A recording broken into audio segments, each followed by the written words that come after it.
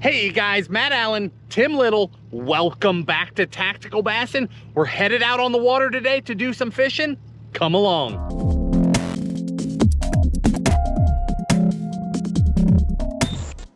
We're going power fishing today. At least that's our plan. You know, we've got spinnerbaits, crankbaits, A-rigs, underspin. Fall is an awesome time of year because bass are aggressive. They're chasing bait fish. They're feeding heavily.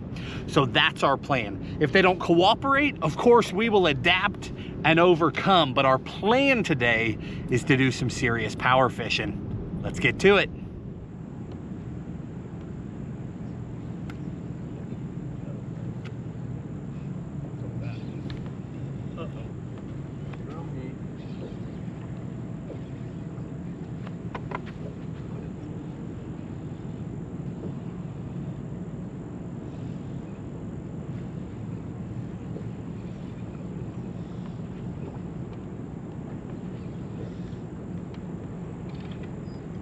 Big one. Whoa. Look at the size of that drum.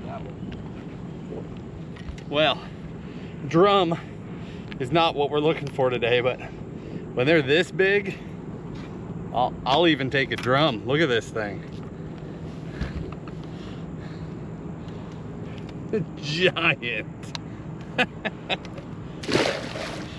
Well, hopefully we get away from them, but I'll take a big one.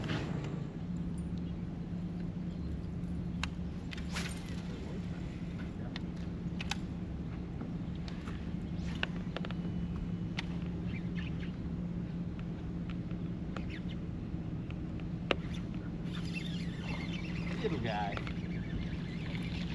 Come here, buddy. We go from giant drum to tiny bass. Micro. On the micro rig. Little spotted bass. Throw in the micro rig. Hopefully we get something quite a bit bigger.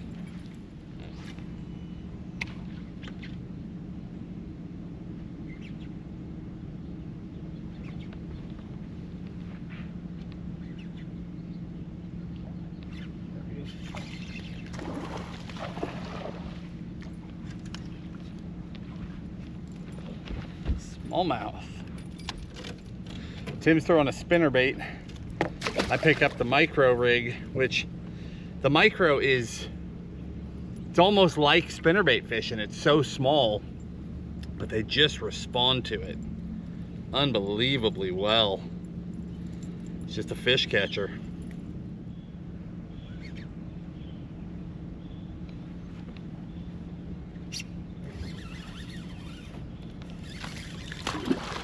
Smallie.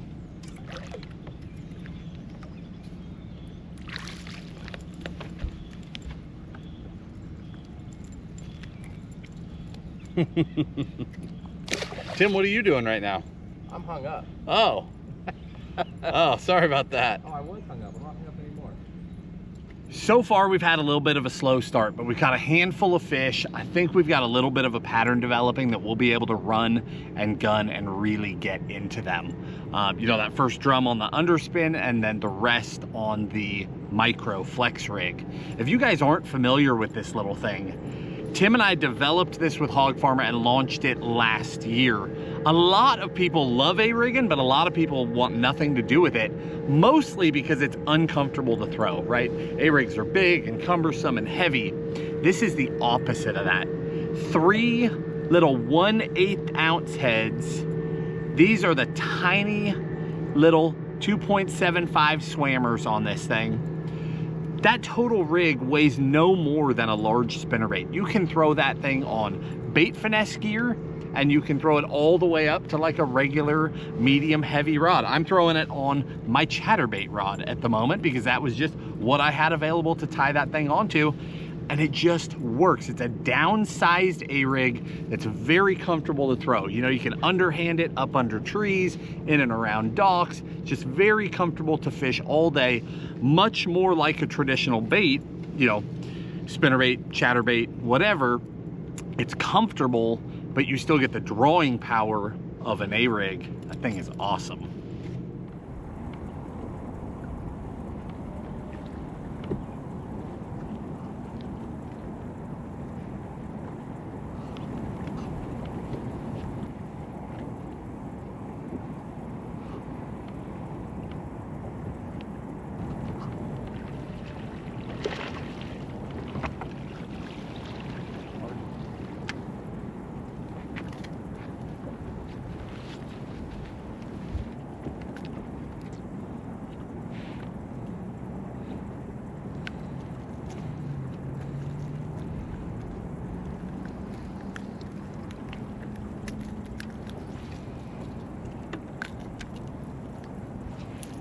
The DT10 there.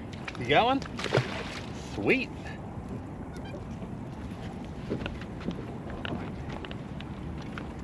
Oh, nice fish. Oh, beautiful. See what happens when Matt lets me get to the front? Finally get bit. Nice largie on the whole spinnerbait. Yeah, he heard his little homie get something. Wanted in. Out here.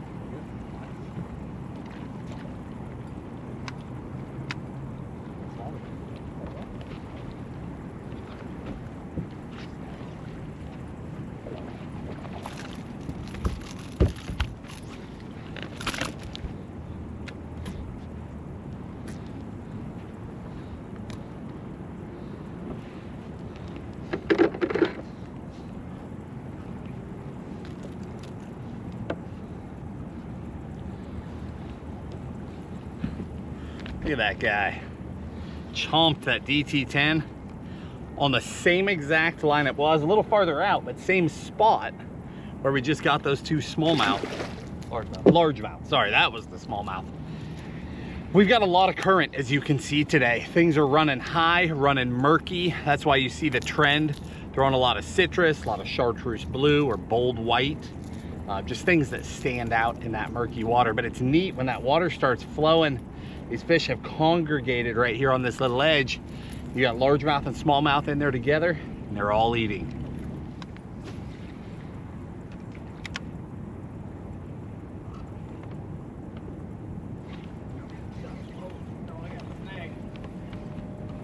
Get a good one? Sweet.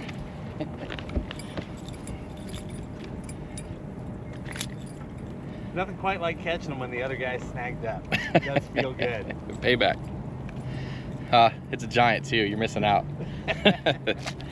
Guys, I'm throwing this. This is that War Eagle Screaming Eagle spinnerbait.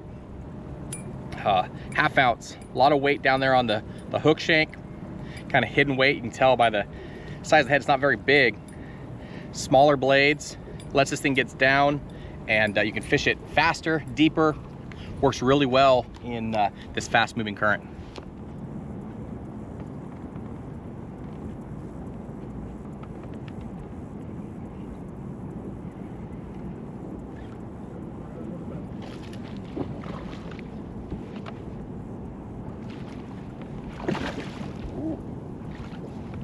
Got him. Nice.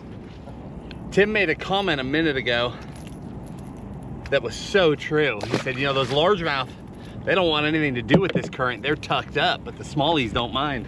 The two largemouth bites were on the bank. And then Tim's smallie was sort of in the middle, but both of the ones that I got were way out. One of them was as I was turning up with the crankbait under the boat. Despite the fast water, it's just a difference in the mannerism of those species. The smallmouth is just so much more current driven. I mean, they'll live in calm water, but when they get in current, they don't mind it. They're willing to be in that fast water. They're willing to use it to feed. And it's just funny to see those two species side by side on the same spot, but using the spot differently.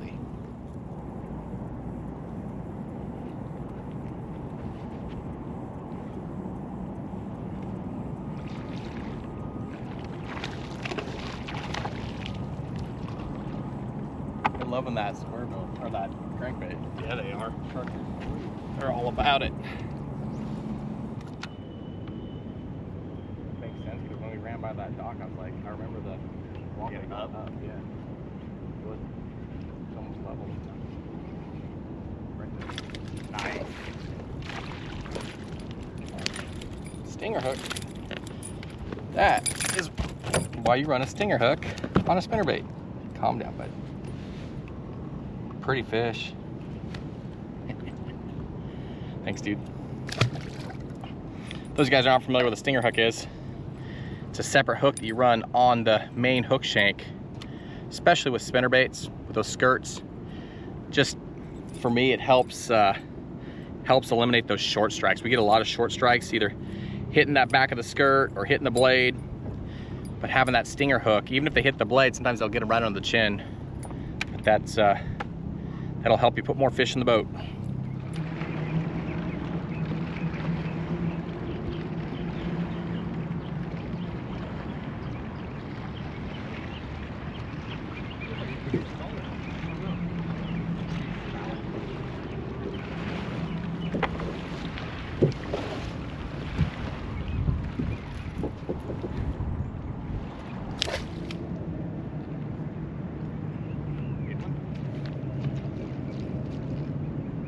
Got one, all right. Got him.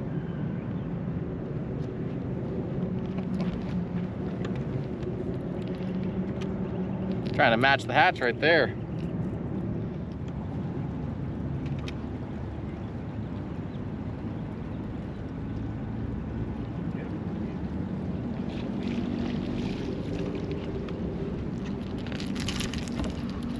Oh, he got domed.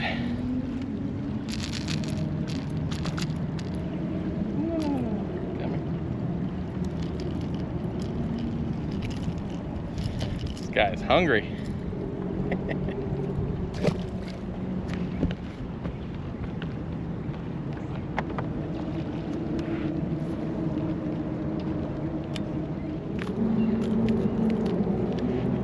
Another good one. Tim picked up a crank too. So I'm throwing that DT10, which is a silent bait but in a bold color. Tim went to our tactical DD75, which has sound to it, and he went to a little bit more natural color. We're just sort of comparing, seeing if there's a difference. We seem to be getting bit 1 for 1. He just picked it up, but he's already had a couple of bites. It's just back and forth, back and forth. They're definitely on a crank today.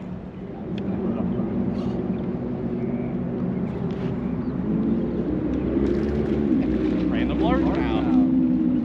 Nice one. It wasn't getting that down on the boat that curve.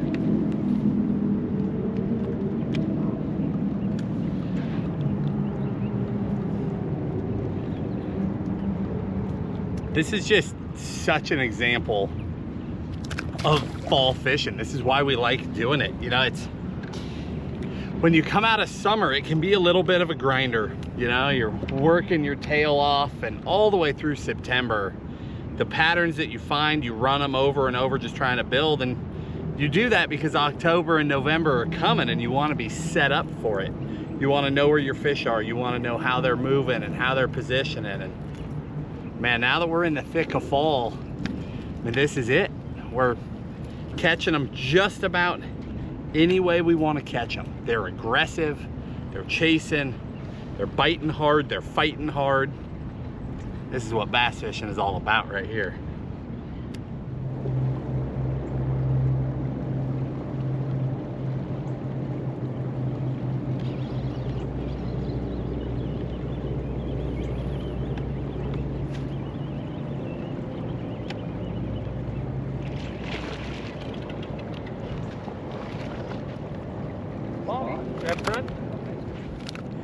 That one came on a Kitech on the Matt Allen swim bait head. Nice spotted bass. We've caught them all now. That was the missing species. Fishing a little current edge here. Again, the current is just screaming. So I went to the heaviest head. That's a 4.8 Kitech. He actually wrecked the tail, so I'll pull it off there. But a little trick. I cut about a 1/4 inch off the top of that Kitech, that 4.8, and then it mates up perfectly to that head.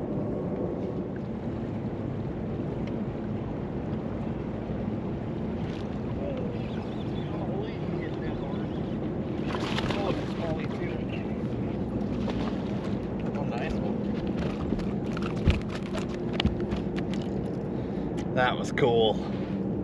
He crunched that thing. Again, whether it's a crankbait, an A-rig, a spinnerbait, a swim bait, chartreuse, blue, white, those are those bold colors that these fish are willing to target right now.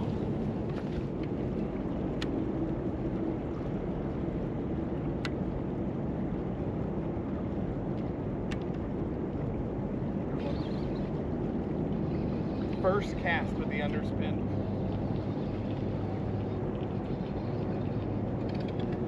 Uh-oh. Flathead.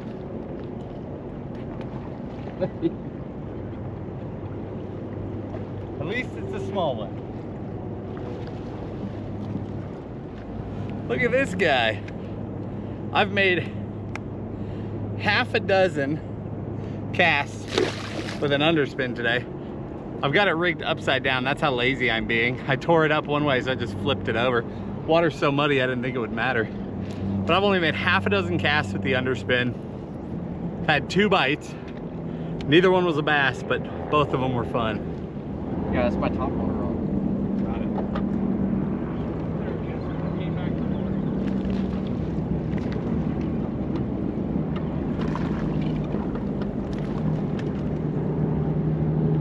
My goodness, it's an underspin fish, it's a bass, it's all the things. I didn't know bass still ate the underspin. Everything else did. No, we've actually been getting piles of bites. Seriously, on what, anything that we throw? We've been bid on 3 or 4 sizes of underspin. A lot of it we didn't include just because of the fish size and or species. But they're munching.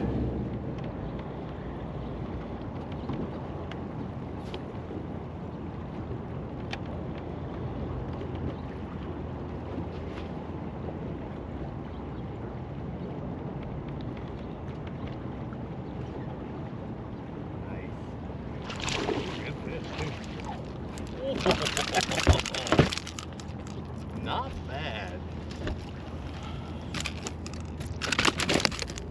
Yikes. I don't think this guy's ever been caught before. These guys are mean.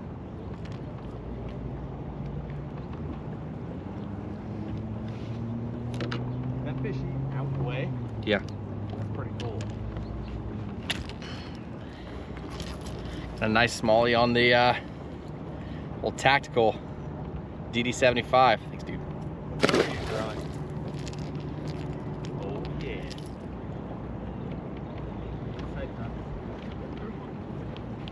Oh, uh-oh.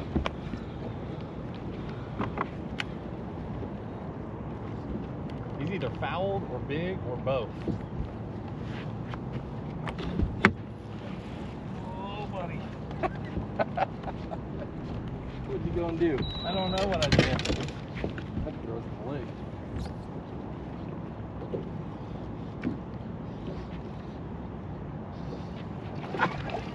Well, net it.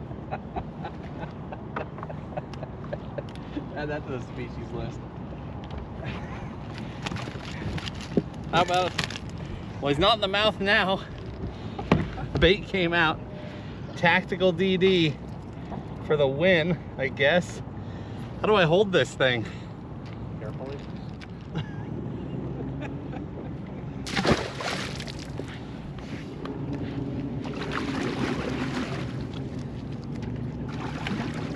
He munched it.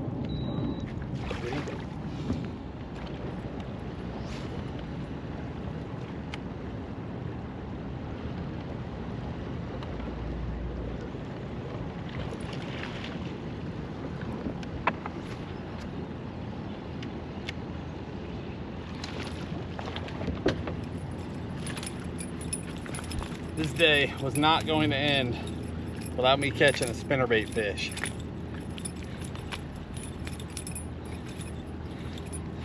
If I know there's a spinnerbait bite, I've got to get in on it. I don't know what these fish's deal is with the spinnerbait. They are short striking a ton. Tim was talking earlier about adding a stinger hook, and I normally put a swim bait on the back to dial those fish in, but we were just dong, dong, dong, just nip after nip after nip. Even with the stinger hook, they're short striking it. But that makes a big difference when they're behaving like this, like that. And this spinnerbait is a perfect example. So this is that War Eagle Screaming Eagle. See how far back this blade hangs behind the main hook? More than an inch back, right? Almost an inch and a half. If a fish comes in and grabs that blade, they can be behind that hook. So you either need a swim bait to draw their attention away from the blade up to the head to eat the main body, or you need a stinger that can get them when they come in to get that blade. That's how that works. Such a fun evening. I love this time of year. All right, guys, we're gonna wrap this one up. That sun is starting to set, and it's been a fun afternoon out here on the water. You know, this time of year, like we said throughout the video, fish are aggressive. They're fun to fish for. This is not a time of year you want to miss. As you've seen, you can catch them on all sorts of colors. We've got some stain in the water, so for us, bolder colors were the deal, but even bold colors come in so many different forms, right? From true chartreuse to true white. Like that last really good one Tim stuck, that color is called Northern Special. See that bright orangish yellow belly? That is hands down the most overlooked color in the Tactical DD line, and in my opinion it is the best smallmouth color. It just absolutely crushes. But again, a bright, bold color, something that they hear the bait, they feel the vibration, they're coming for that thing, and they get in tight, they see that color, and they attack. It just helps them dial it in quicker.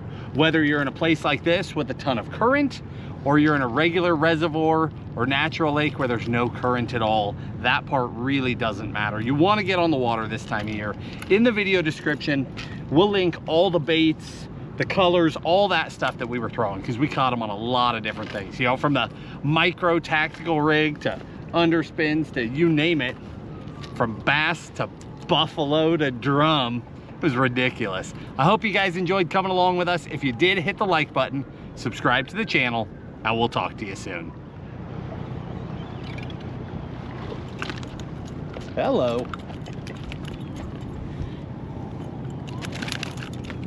One for the road.